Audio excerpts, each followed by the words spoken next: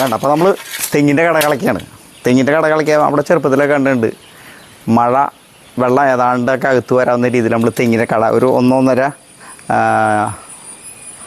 അടി താഴേക്ക് തുരന്നിട്ട് നമ്മൾ അതിന് വേണ്ട വളമൊക്കെ ഇടും.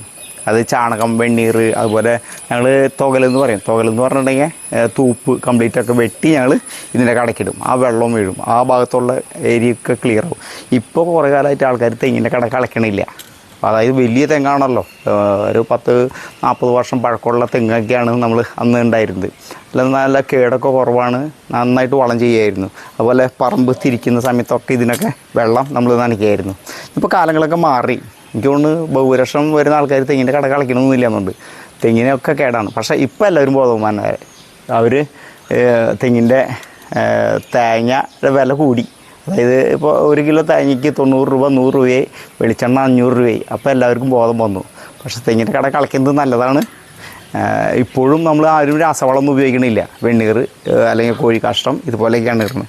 അപ്പോൾ കുറേ കാലത്തിന് ശേഷം കളിക്കേണ്ടവരൊക്കെ നന്നായിട്ട് കളിച്ചോ. വരുന്ന കൊല്ലം നമുക്ക് നല്ല ഫലഭൂയിഷ്ഠമായ ഒരു മണ്ണ് കൊടുക്കുകയാണെങ്കിൽ, വളം കൊടുക്കുകയാണെങ്കിൽ അടിപൊളി തേങ്ങ ഉണ്ടാക്കി നമുക്ക് കഴിക്കാം. ഒരു 3-4-5 കൊലയൊക്കെ തേങ്ങ ഉണ്ടാവും കേട്ടോ.